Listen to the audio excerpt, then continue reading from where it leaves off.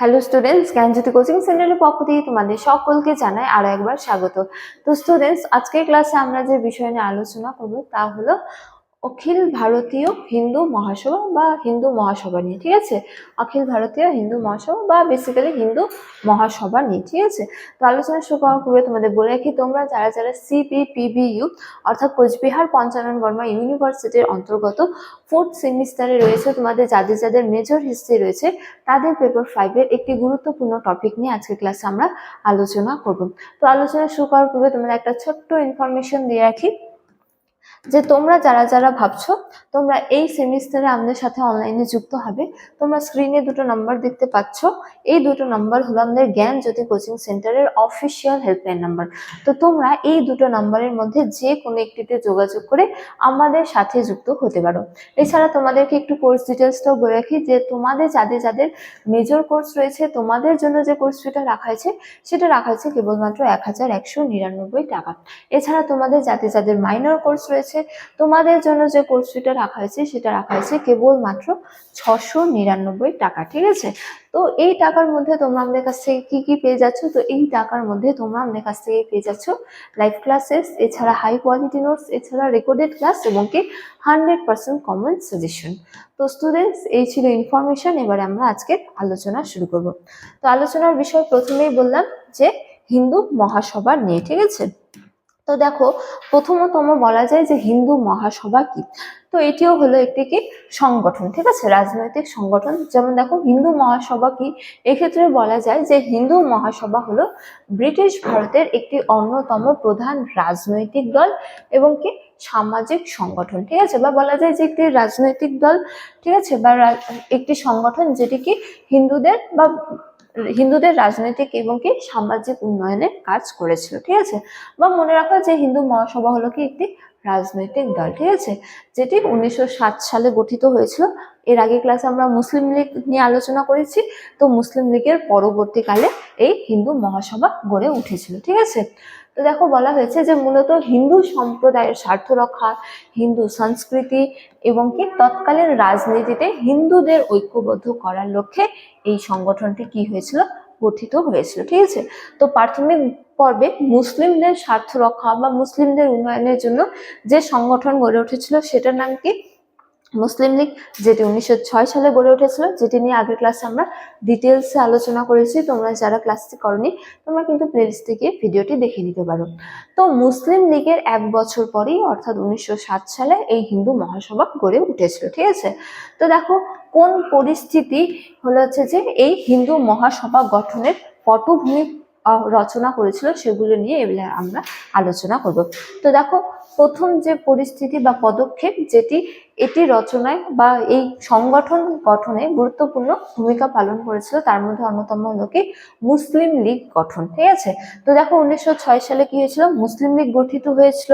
তো 1906 সালে মুসলিম লীগ গঠিত হওয়ার পর হিন্দুদের মধ্যে একটি ধারণা তৈরি হয় যে তাদের স্বার্থ রক্ষার জন্য একটি আলাদা সংগঠন প্রয়োজন। ঠিক আছে, যেটি যেমন মুসলিম লীগ কি করছে, মুসলিমদের স্বার্থ রক্ষার জন্য কাজ করছে, তো হিন্দুরা অনুভব করে যে তাদেরও স্বার্থ রক্ষা করার জন্য একটি সংগঠনের প্রয়োজন। ঠিক আছে, তো এই যে অনুভব বা এই যে মুসলিম লীগের গঠন এবং মুসলিমদের স্বার্থ রক্ষা করা, তা কিন্তু হিন্দু সংগঠন বা বলা যায় যে হিন্দু মহাসভা গঠনে কি করেছিল, প্রধান কারণ হিসেবে কাজ করেছিল। ঠিক আছে, তারপরে দেখো দ্বিতীয় তমের ক্ষেত্রে বলা যায় যে সাম্প্রদায়িক রাজনীতি।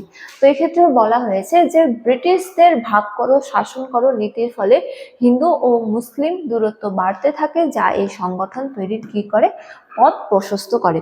তো ব্রিটিশদের প্রধান যে হলো যে নীতি, সেই নীতি কি ছিল, ডিভাইড অ্যান্ড রুল পলিসি বা ভাগ করো শাসন করো নীতি। ঠিক আছে, ঠিক আছে, তো এই যে হিন্দু ও মুসলমান সম্প্রদায়ের মধ্যে তারা কি করেছিল, বিভেদ সৃষ্টির বিভিন্ন পদক্ষেপ গ্রহণ করেছিল, যার জন্য কি হয়ে যায় শেষ পর্যন্ত হিন্দু ও মুসলিম দুটি সম্প্রদায় নিজেদেরকে একে অপরের থেকে পৃথক এবং সম্পূর্ণ ভিন্ন বলে মনে করতে শুরু করে। ঠিক আছে, তো এই ব্রিটিশদের ভাগ করো শাসন করো নীতি বা বলা যায় যে এই যে সাম্প্রদায়িক বিভেদ, এই সাম্প্রদায়িক বিভেদও কিন্তু হিন্দু মহাসভা গঠনে গুরুত্বপূর্ণ পদক্ষেপ হিসেবে কাজ করেছিল বা পথ প্রশস্ত করেছিল। ঠিক আছে, তো এই গেল কোন পরিস্থিতিগুলো বা কোন কারণগুলো দায়ী ছিল হিন্দু মহাসভা গঠনে। ঠিক আছে, তারপরে দেখো এই হিন্দু মহাসভার প্রথম গঠন হিসেবে বলা হয়েছে যে 1906 থেকে 7 সালের দিকে বা 1907 সালের দিকে। ঠিক আছে, পাঞ্জাবে প্রথম কি হয়েছিল, হিন্দু মহাসভা গঠিত হয়েছিল। ঠিক আছে, যেটা আমি প্রথমেই বললাম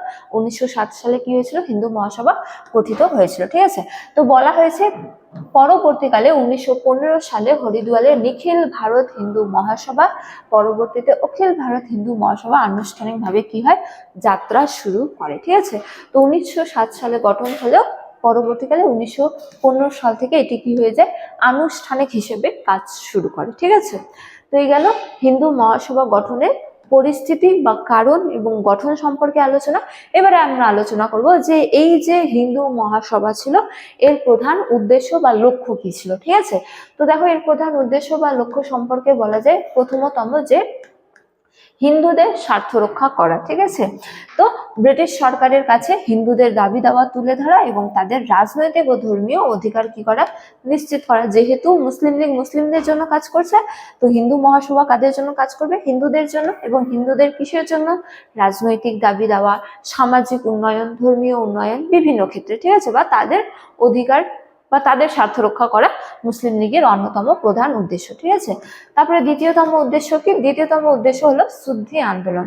যেমন দেখো বলা হয়েছে যে যারা অন্য ধর্মে ধর্মান্তরিত হয়েছিল তাদের পুনরায় হিন্দু ধর্মে নিয়ে আসার জন্য শুদ্ধি ও সংগঠন কর্মসূচি পালন করে। ঠিক আছে, বা যে ধর্মান্তরিত করার পর্যায়ে তৎকালীন সময়ে প্রযোজ্য ছিল, বা এই যে বিভিন্ন বা বলা যায় যে হিন্দু ধর্মের মানুষেরা যে বিভিন্ন ধর্মে বা ভিন্ন ভিন্ন ধর্মে ধর্মান্তরিত হয়েছিল তাদেরকে পুনরায় কি করা, হিন্দু ধর্মে নিয়ে আসা। ঠিক আছে, এটিও ছিল এই হিন্দু মহাসভার অন্যতম প্রধান উদ্দেশ্য বা লক্ষ্য। ঠিক আছে, তারপরে দেখো তৃতীয়তমের ক্ষেত্রে বলা যায় যে অখণ্ড ভারত।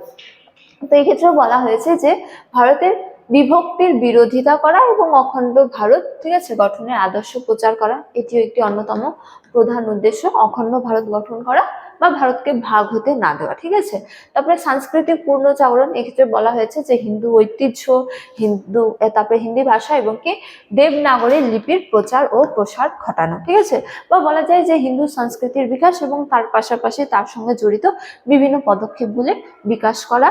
ঠিক আছে, এই হিন্দু মহাসভার অন্যতম প্রধান উদ্দেশ্য বা লক্ষ্য ছিল। ঠিক আছে, তো এবারে আমরা আলোচনা করব প্রধান নেতৃবর্গ নিয়ে বা প্রধান নেতা কারা ছিলেন এই হিন্দু মহাসভার, তাদের নিয়ে। ঠিক আছে, তো দেখো বলা আছে এই সংগঠন বিকাশে যারা বিশেষ গুরুত্বপূর্ণ ভূমিকা পালন করেছিল তাদের মধ্যে প্রথমতম হলো মদন মোহন মালব্য। ঠিক আছে, তো তিনি ছিলেন এই সংগঠনের অন্যতম প্রতিষ্ঠাতা বা এই সংগঠনে প্রতিষ্ঠায় তিনি গুরুত্বপূর্ণ ভূমিকা পালন করেছিলেন। তারপর হলো বিনায়ক দামোদর সভারকর। ঠিক আছে, 1937 সালে তিনি সভাপতি হওয়ার পর সংগঠনটি আরো উগ্র রাজনৈতিক রূপ পায়, বা বলা যায় যে বিনায়ক দামোদর সভারকর সময়কালে এই বা তার নেতৃত্বে এই সংগঠনটি আরো বিকাশ হয়েছে যে লাভ করেছিল। ঠিক আছে, তারপরে তৃতীয়তম হলো লালা লাজপত রায়। ঠিক আছে, তিনিও হিন্দু মহাসভার অন্যতম প্রধান নেতা। তো তিনি পাঞ্জাবের বিখ্যাত নেতা ও মহাসভার সাথে কি ছিলেন, যুক্ত ছিলেন। ঠিক আছে, তো তিনজন প্রধান নেতার নাম আমরা জানলাম, কে কে, মদন মোহন মালব্য, বিনায়ক দামোদর সভারকর এবং কে, লালা লাজপত রায়। ঠিক আছে, এই তিনজন হলো অন্যতম প্রধান নেতা এই হিন্দু মহাসভার। তারপরে এবার আমরা আলোচনা করব এই হিন্দু মহাসভার গুরুত্ব ও সীমাবদ্ধতা নিয়ে। তো দেখো বলা হয়েছে যে কংগ্রেসের সাথে সম্পর্ক। তো শুরুতে অনেক নেতা একই সাথে কংগ্রেস ও হিন্দু মহাসভার সদস্য ছিলেন, যেমন মদন মোহন মালব্য, কিন্তু পরবর্তীকালে সভারকারের নেতৃত্বে সংগঠনটি কংগ্রেসের ধর্মনিরপেক্ষ নীতির করা সমালোচনা শুরু করে। ঠিক আছে, কংগ্রেসের ধর্মনিরপেক্ষ হিসেবে কাজ করতো, তার কি করেছিল, বিরোধিতা করেছিল, বা বলা যায় যে কংগ্রেস এবং কি এই হিন্দু মহাসভা একেবারে মিলিয়ে গেছিল। ঠিক আছে, এটি হলো এটির অন্যতম গুরুত্ব বলা যায় বা সমালোচনা বলা যায়। ঠিক আছে, তারপরে রাজনৈতিক প্রভাব সম্পর্কে বলা যায় যে মুসলিম লীগের দ্বিজাতি তত্ত্ব, ঠিক আছে, এর বিপরীতে হিন্দু মহাসভা হিন্দু রাষ্ট্র বা হিন্দুত্ব এর ধারণা তুলেছিল বা তুলে ধরেছিল। তবে ভারতের সাধারণ মানুষের মধ্যে এটি কংগ্রেসের মতো অতটা জনপ্রিয়তা এখানে হবে পায়নি। ঠিক আছে, এখানে হবে কি পায়নি,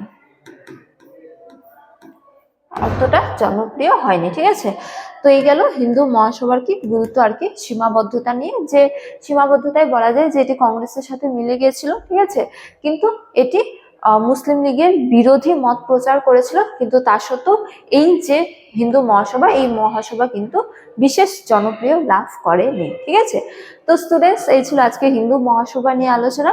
তো এই ডিটেলসটা নিয়ে আমি আগেই আলোচনা করে দিয়েছি ক্লাসের শুরুতে।